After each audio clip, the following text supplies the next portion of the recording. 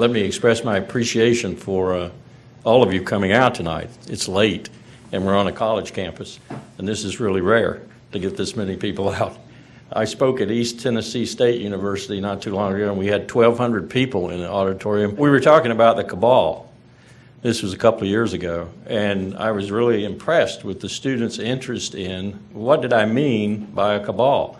What did I mean by a national security decision-making process that had been captured by not the President of the United States, as was statutorily intended by the 1947 National Security Act, and by extension, the Constitution of the United States of America, as it was originally conceived, but by people who were, in some cases, unelected, not subject to the advice and consent of the Senate. How about the National Security Advisor? One of the most powerful people in the American panoply of governance now, not subject to the advice and consent of the Senate, and not elected. Wow.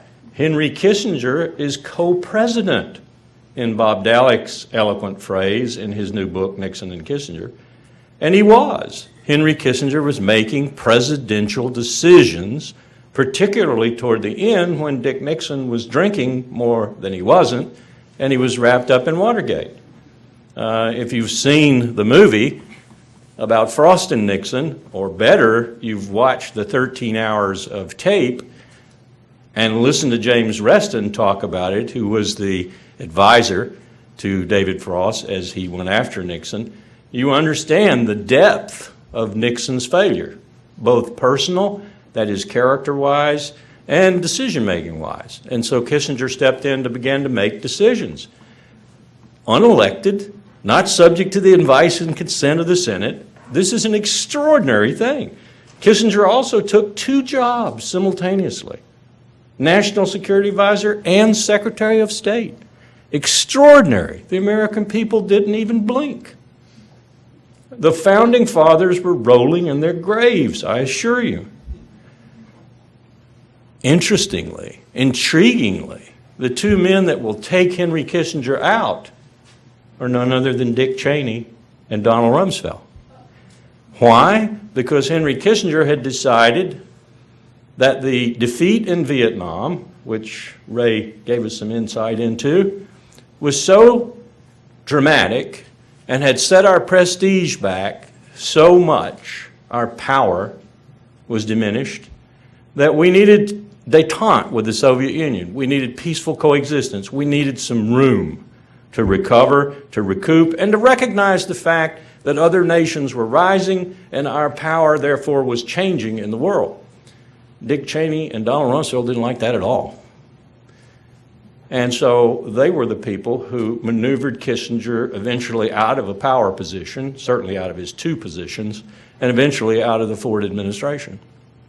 We later got them and their beliefs and their decision-making capabilities and so forth in the White House, and you see what it produced. I think everyone, even on the extreme right in my party today, recognizes something about Cheney, and that is the way they say it in Wyoming. In fact, the town is called Cheney, Cheney in our jargon today. They recognize that Cheney was different, if nothing else, the most unprecedentedly powerful vice president in our history. I've said in public, the most dangerous man in America since Aaron Burr. Joe Biden said the most dangerous man in America, period. I said, let's look at Aaron Burr. After all, Burr wanted to go out west, form an army, and attack Washington and form his own country. And the only reason he wasn't convicted of treason was John Marshall hated Thomas Jefferson so much that John Marshall decided that on a technicality, Aaron Burr would be let off. So, very dangerous man, in my view. What's that got to do with Afghanistan, or Pakistan, or Iraq, or war in general? Well, it's got a hell of a lot to do with it. And I'm going to play academic here for a minute, and I'm going to take you back to 1947, and I'm going to tell you in 1947, a constellation of world leaders, and principally U.S. leaders, realized that there had been a massive change in power in the world. And let's just sum it up simplistically by saying that the United States looked at being not the rather democratic republic it had been for the 150 plus years prior, but the new Rome. Now, the founders had their feet in the Roman camp. The founders liked the Roman Senate. They liked the idea of Cincinnatus. They liked the idea of the citizen soldier. After all, Washington was a quintessential Cincinnatus. Had he not been, we wouldn't be here today, or at least we wouldn't be in the state we're in today. He refused power not once, but twice dramatically, actually 3 times, because he refused to run for a 3rd term when everyone would have probably voted for him. So they liked that part of Rome, but I think it's fair to say Imperial Rome they shied away from. Well, what we were looking at in 1947 was being Imperial Rome.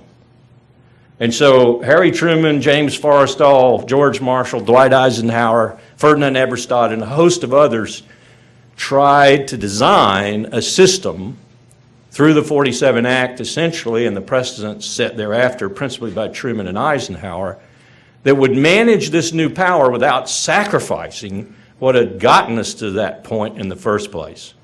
Our civil liberties, our freedom, indeed, our entire set of political and cultural values.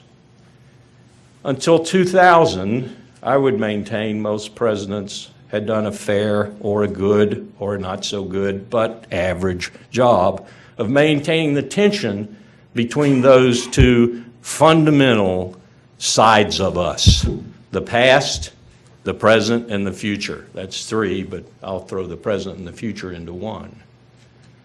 When we get to 2000, we decide that that's no longer the way we're going to do things. Let me back up just for a moment and say that in 1961, probably the most capable man to assume the presidency in the 20th century, in his farewell address, warned us about what was happening with regard to the tension between what we had and what we had created. I'll call it the national security state, as Michael Hogan has and others, and I'll call it a well-governed democratic republic on the other hand. Some have called it the welfare state. That has a pejorative sense. I'll call it a well-governed democratic republic. That tension, Eisenhower described in his farewell address as having a real, sneaking, insidious, powerful problem. It was called the military-industrial, and he wanted to say, but he was advised against it and accepted that advice, congressional complex. And if you go back and you watch the grainy black and white tape of that speech, it is striking, it is stunning, the seriousness with which Eisenhower delivers that message.